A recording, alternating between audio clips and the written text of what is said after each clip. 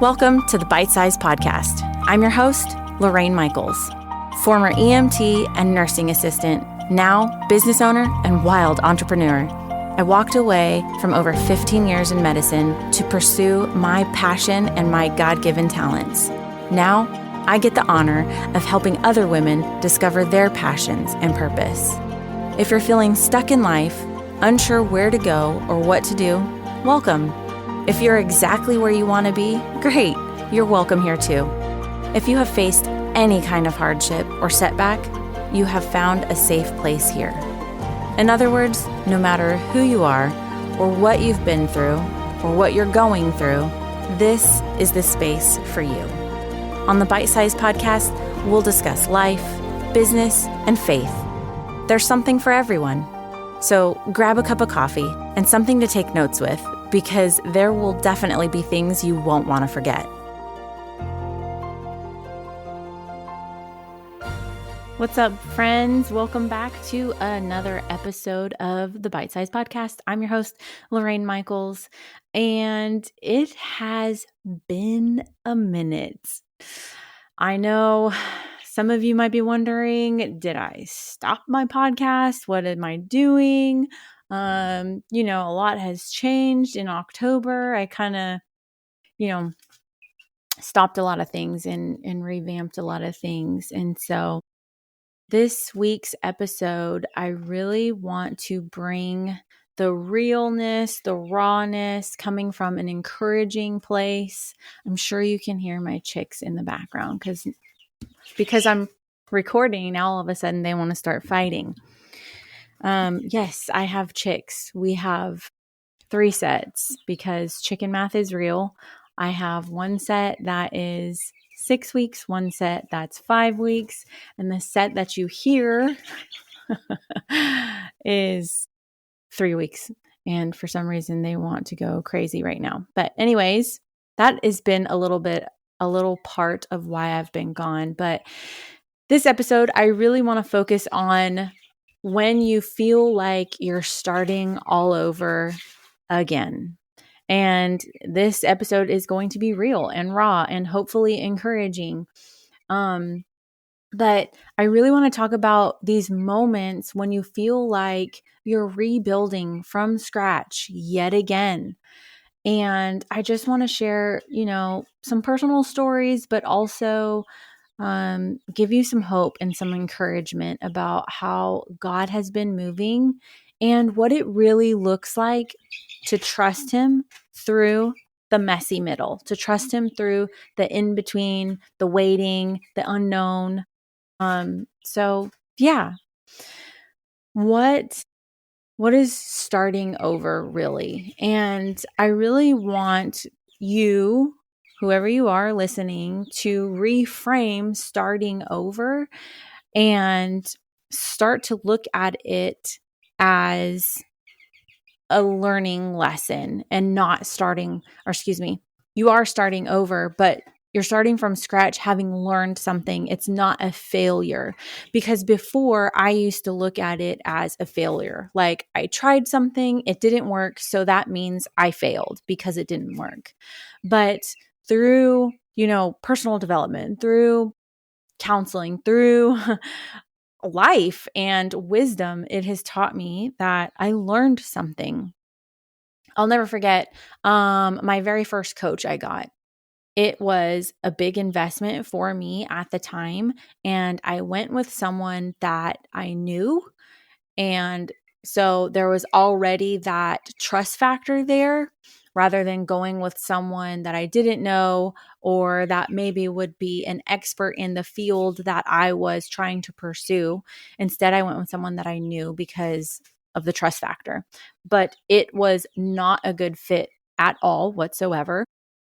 And at first, I was like, what a waste of money this was. And it was a huge investment for me.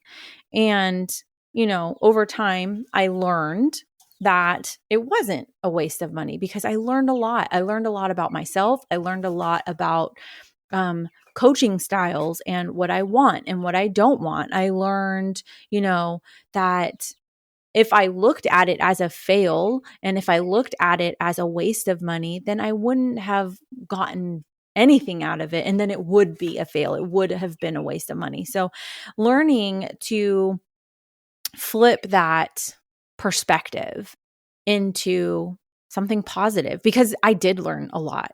Like I said, I just rattled off the things that I learned. So starting over doesn't mean you failed. You learned something. You learned what didn't work, right?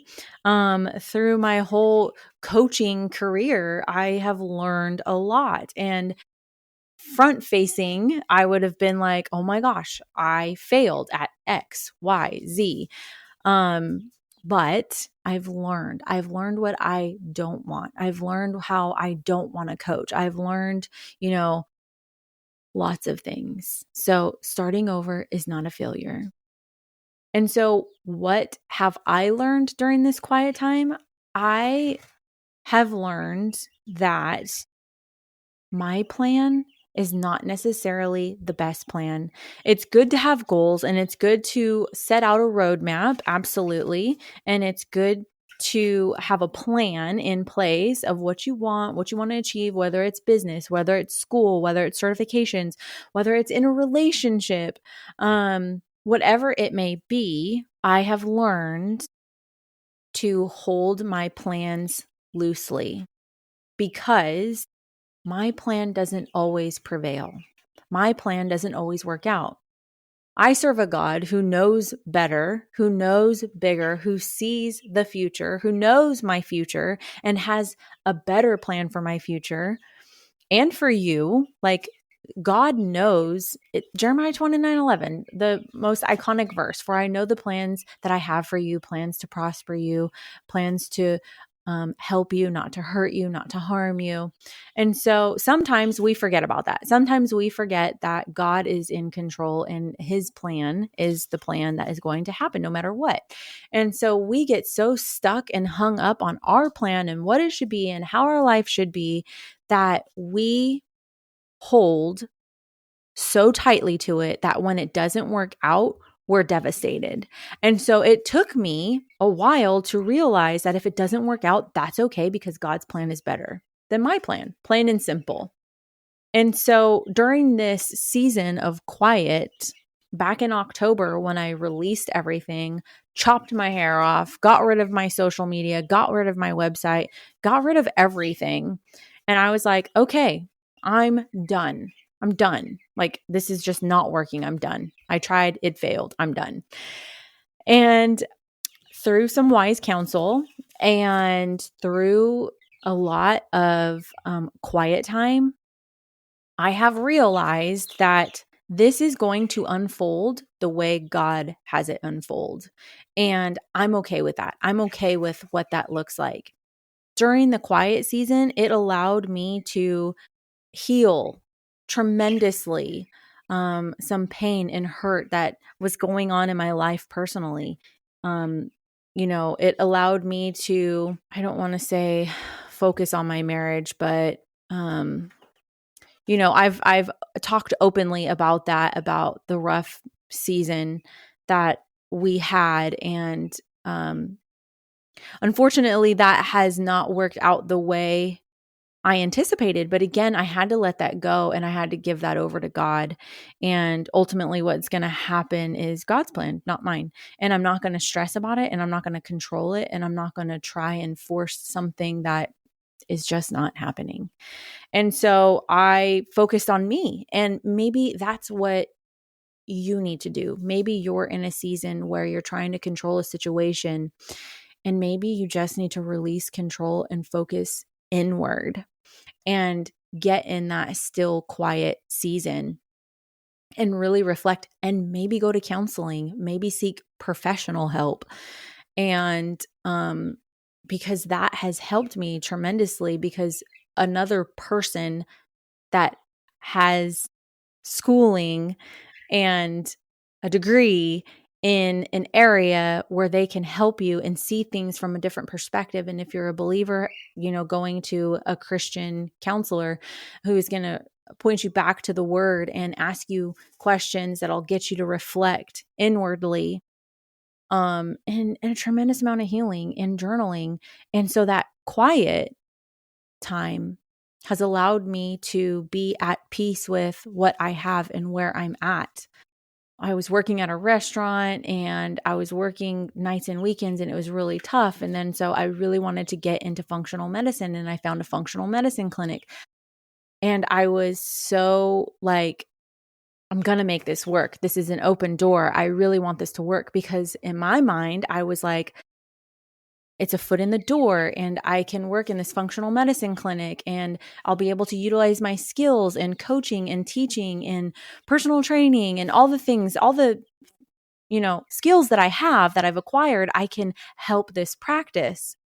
Well, the practice that I was at did not align with me and my values, and it just really wasn't working. And not any fault of their own. And I'm not saying that it was bad, but it just didn't align.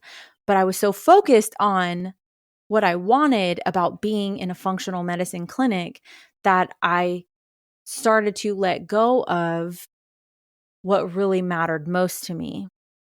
And so sometimes we have to let go of things. And I've talked about this before. It's not quitting.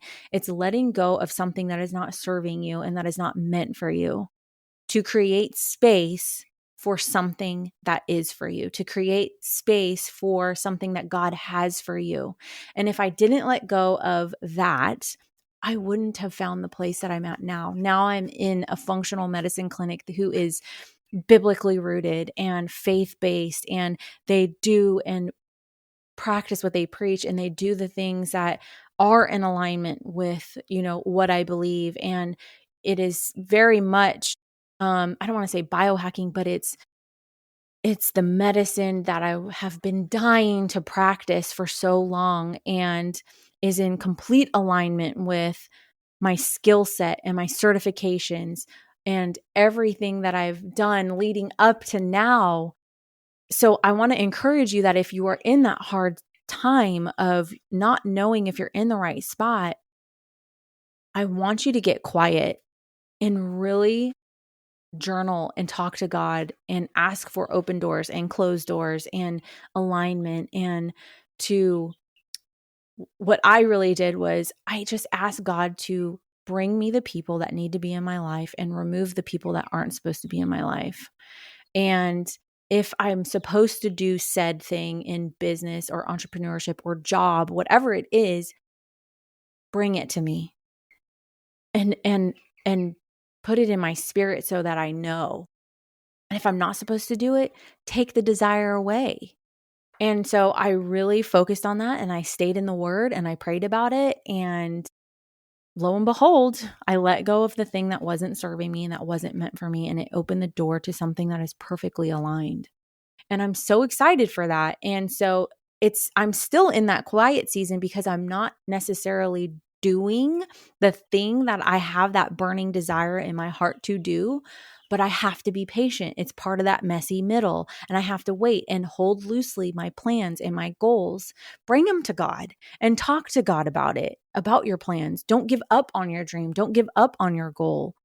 That quiet time allowed me to get chicks, to have, time at home with my animals. And it has allowed me to do the things that I love, baking again. And I'm not going to say working out, because that has been a struggle for me, because I actually am in the middle of in a season of working 2 jobs and trying to find a new normal and find a new balance. And I'm transitioning out of the restaurant, because if you follow me on social media, I've talked about I'm pretty much working 2 full-time jobs, 7 days a week, because the restaurant, you have to work the weekends, and I have a Monday through Friday job. And so fitness, I've had to figure out how to fit in.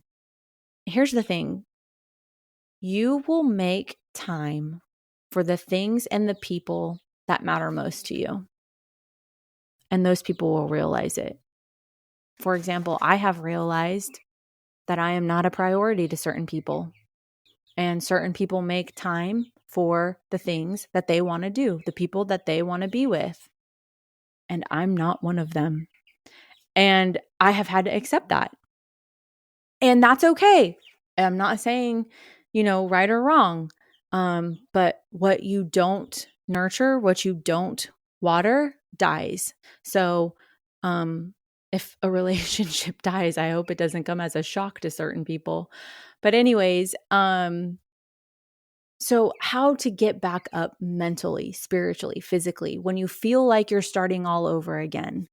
Don't let it keep you down. I'm not going to say don't let it discourage you, because yes, obviously when something doesn't work out the way you thought it was going to, it is disappointing, right? And allow yourself to feel that. Allow yourself to feel that disappointment.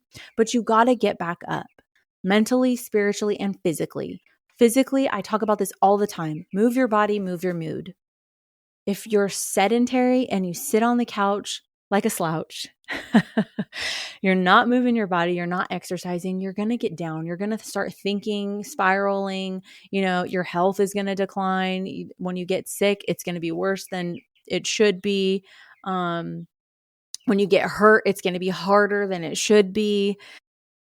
And then spiritually, I mean, that ties into it also. You're not going to want to spend time with the Lord. You're not going to feel encouraged, be in the word. And then it's going to hurt you mentally. You're going to start to be sad, start to be down on yourself, start to be critical. So all of these tie in, all of these are in alignment and they work off of each other. So move your body, move your mood. Make sure you're spending time journaling, praying in scripture, because that's where you're going to find the encouragement. That's where you're going to find the answers. And that is what's going to help you continue to keep it moving. Speaking of scripture, some of the ones that have helped me in this time, obviously the Jeremiah 29:11, and also it doesn't stop with 11.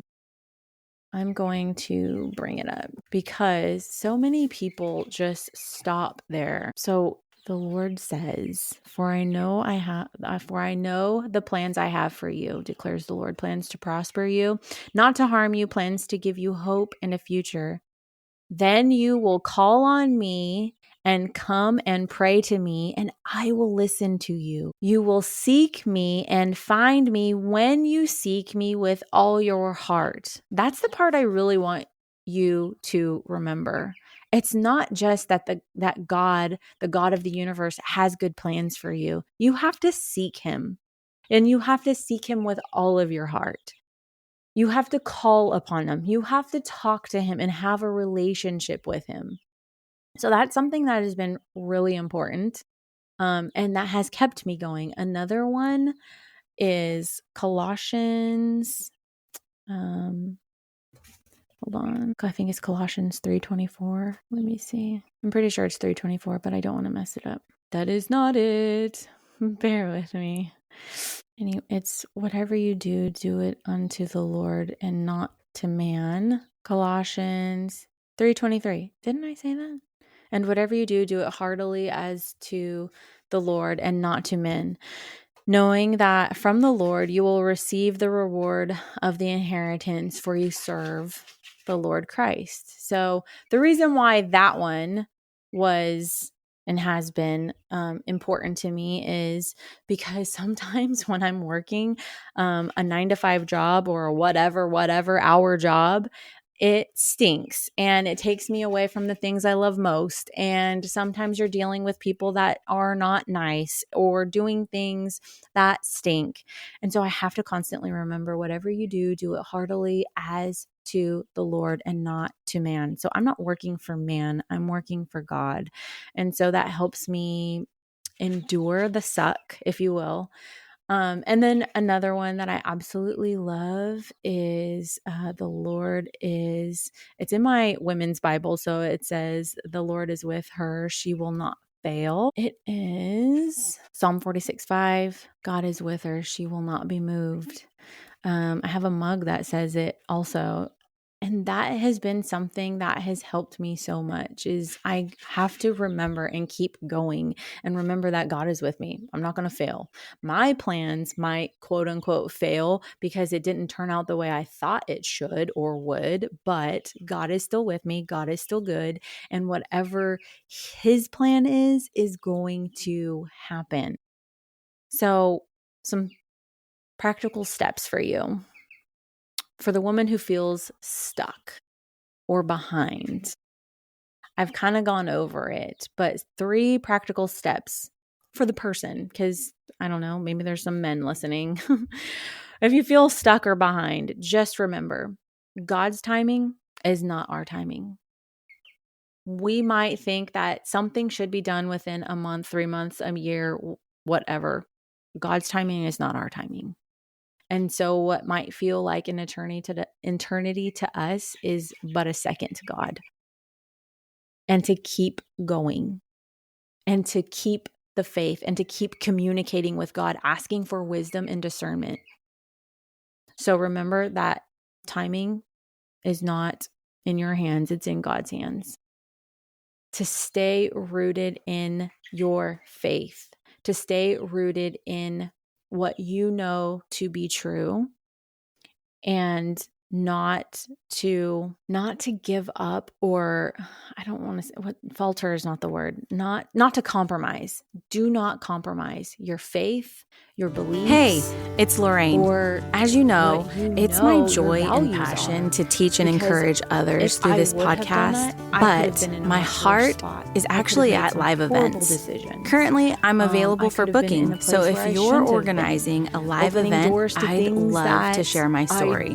Your audience will walk away with tangible tools on how to overcome limiting beliefs, and break down obstacles, and discover their gifts, talents, and abilities in order to live a life that God created them This third to one live. is kind of hard. It's not the size of the audience that's important. It's the connection and impact. I don't want it to bring. seem self-satisfying. I don't want it to make it about you do you, or do what feels good to you. That's not what I'm saying here. And I'm not trying to say like self-love or anything like that. It is a matter of nervous system regulation. And so whatever that is, what calms your nervous system, not drugs, not alcohol, not those things, but the things that really calm your nervous system, to do those things, because that brings you peace. For me personally, it's grounding, it's gardening, it's animals, it's baking, it's working out. Those are the things that help regulate my nervous system. And when I do those things, I'm more level-headed.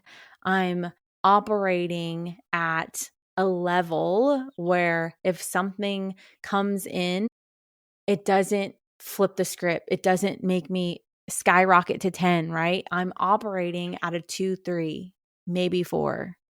And when something comes in and disrupts me, I'm able to regulate because I'm operating at a low, I don't want to say state. I'm operating at a high frequency, but I'm operating at a low.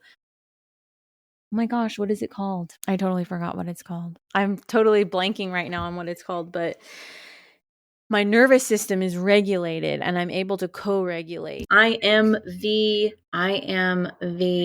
thermostat. I move, I regulate. I don't let something regulate me, right? So those are the 3 things that I recommend doing something that calms your nervous system, to keep you regulated, not losing hope, to continue and stay true to you and your values. Don't compromise on that, and to stay rooted in your faith so that you have that wisdom and discernment. And the first one that I said is to release control. You know, your time is not God's time, and you have to realize that everything will happen in God's time. That's another one. In due time, I will lift you up. What one? What is that? I think it's in Isaiah 60:22. I love it when the word comes to me. Let me see. Forgive my clitter clatter nails on my keyboard. Pretty sure it's in Isaiah. Maybe it's in Peter. I could be totally wrong. The importance of humility. This season has definitely taught me a lot about humility, which I absolutely love, because I didn't even realize that humility was an issue or a struggle, which is fine because I pray constantly about, remove from me what is not of you, because I want to be more like Jesus and less like the world. Humble yourselves, therefore, under the mighty hand of God, and he will exalt you in due time. 1 Peter 5:6. Anyhow, friends, I hope this episode has served you well. And remember that starting over, starting from scratch isn't a failure. It's all in how you look at it. And so if you're in a season of starting over, that's okay. Hang in there, because I did too. And it's also taught me a lot about, fake friends and, starting all over with social media. Like, I'm not on there as much as I was at one point. I would love to connect with you. If you listen, find me on the socials, but I don't hang out there like I used to. But this season of starting all over has definitely taught me who the ride or dies are. People that said that they were your friend, and people that supported you online, on social media. Some are there, some are not. If you're the real one, you know who you are. You MVPs out there, I love you. As always, just remember you were divinely created for a divine purpose, and there was no mistake in you. Peace out.